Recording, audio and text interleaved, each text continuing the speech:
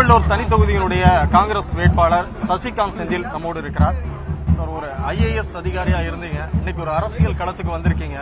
இந்த அனுபவம் எப்படி இருக்கு? ரொம்ப நல்லா இருக்கு. நான் முன்னாடில இருந்தே இந்த காலத்துல இருந்திருக்கேன்.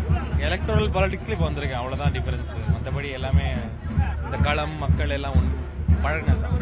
இது போல நிறைய இளைஞர்கள் வந்து அரசியலுக்கு வரணும் அப்படின்னு நீங்க சொல்லுவீங்களா? கண்டிப்பா கண்டிப்பா கண்டிப்பா அதுதான் ஒரே சொல்யூஷன் நான் நினைக்கிறேன். இந்த திருவள்ளூர் தொகுதியினுடைய மிக முக்கியமான பிரச்சனைன்னு என்ன நீங்க அதை ஃபோக்கஸ் பண்றீங்க? இல்ல, திருவள்ளூர் வந்து ஒரு சபர்பன், அது வந்து நகரமும் கிராமமும் கலக்கிற இடம். அதனால இஷ்யூஸ் வந்து ரொம்ப வேரிடா இருக்கும்.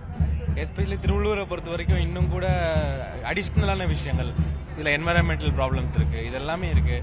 ஸோ இது வந்து ஒரு அட்வான்ஸ் ப்ராஸ்பெக்டிவ் பிளானோட தான் திருவள்ளூர் அணுக முடியும். ஸோ கண்டிப்பா அதை நோக்கி நாங்கள் பிரயாணிப்போம். பாஜகவோட வியூகம் அப்படிங்கிறது வடநாட்டில் வந்து அது ஒரு சாத்தியம், பாஜகவின் சித்தாந்தம் வந்து தமிழ்நாட்டிற்கு எடுபடாதுன்னு நீங்க ஏற்கனவே பேசியிருக்கீங்க. என்ன காரணம்? இல்ல, கண்டிப்பா தமிழ் மக்கள் முன்னாடியே தெளிந்த மக்கள். ரெண்டாவது, இங்க வந்து திராவிட சிந்தனை வந்து ரொம்ப நாளா இருக்கு. அதனால இந்த விஷயத்தை மக்கள் பிரிச்சு பார்க்கிற கெப்பாசிட்டி தமிழ் மக்களுக்கு உண்டு. எது நல்லது, எது கெட்டது, யார் நல்லது சொல்றாங்க, கெட்டது சொல்றாங்க, சமூக நீதியோட இம்பார்ட்டன்ஸ் என்ன, இதெல்லாம் புரிந்த மக்கள்ன்றதுனால இங்க அவங்க இதெல்லாம் வலிக்காது. இந்த பாஜக வந்து வளர்ச்சி அடைந்திருக்கு, மோடியினுடைய அடுத்தடுத்த தமிழ்நாட்டு வருகையும் வந்து ஒரு வாக்கு வங்கியா மாறும் அப்படின்னு பாஜக தரப்பு சொல்றாங்க. நீங்க எப்படி பாக்குறீங்க? இல்ல, அவங்க ஆக்சுவலா இங்க வர்றது வந்து நார்த் இந்தியாவில் ஒரு படத்தை காட்டுறது தான். இங்க சவுத் இந்தியாவில் எதுவுமே இல்லை அவங்களுக்கு. இங்க இருந்து அந்த அந்த அவங்க காசு கொடுத்து எதை வர வைக்கிறாங்களோ அதை எடுத்துட்டு போய் சவுத்தையும் நாங்க வந்து கேப்சர் பண்றோம்ன்ற ஒரு இம்ப்ரெஷன் அங்க காட்டுறாங்க. அவ்வளவுதானே தவிர இங்க அவங்களுக்கு ஒண்ணுமே இல்லைன்றது எல்லாருக்குமே தெரிஞ்ச விஷயம் தான். கச்சத்தீவு விவகாரத்தை பொறுத்த வரைக்கும் ஒரு தேர்தலுக்கான திசை திருப்பு முயற்சின்னு எதிர்கட்சிகள் குற்றம் சாட்டுறாங்க. ஆனா இல்ல, அதை திருப்பி எடுக்கக்கூடிய ஒரு முயற்சியை தான் நாங்க எடுத்திருக்கோம். அமைச்சர் ஜெய்சங்கரும் வந்து இலங்கையோட பேசிட்டு இருக்காருன்னு திருமதி தமிழிசை வேற சொல்றாங்க. ஏங்க, 10 வருஷமா ஒன்னும் பண்ணல. எலெக்ஷனுக்கு முன்னாடி தான் கச்சத்தீவு வருமா? எலெக்ஷனுக்கு முன்னாடி தான் உங்களுக்கு பெட்ரோல் டீசல் விலை ஏறி இருக்கிறது தெரியுமா, கேஸ் விலை இருக்கிறது தெரியுமா? இது எவ்வளவு வருஷமா எவ்வளவு தேர்தலை நம்ம இதை பாக்குறோம் அவங்க பண்றத. அதாவது வந்து கச்சத்தீவு வந்து 74 நடந்த ஒரு இஷ்யூ.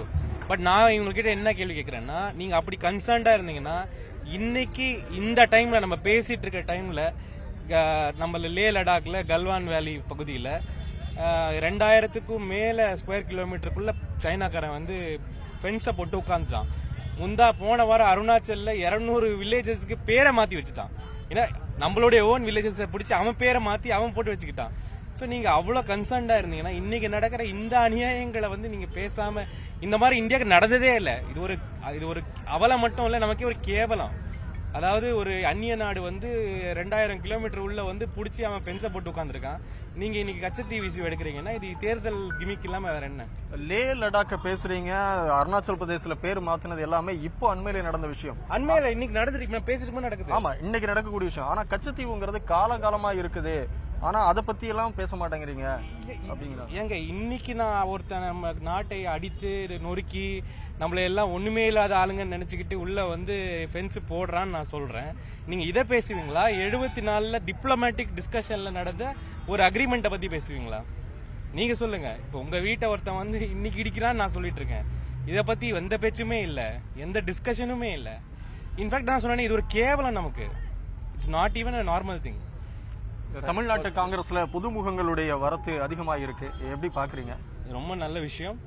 எல்லா இடத்துலயும் புதுமுகங்கள் வர்றது ஒரு பாசிட்டிவான ஒரு ஆஸ்பெக்ட் தான். நீங்க ஒரு ஐஏஎஸ் ஆபீசர், இன்னொரு பக்கம் ஒரு ஐபிஎஸ் ஆபீசர், இந்த மாதிரியான ஐஏஎஸ் ஐபிஎஸ் எல்லாம் களத்துல நிற்கக்கூடிய இந்த தேர்தல் களம் எப்படி இருக்கும்? நல்லதா இருக்கும். அதெல்லாம் ஒண்ணும் இல்ல, அது மக்கள் முடிவு பண்ணுவாங்க.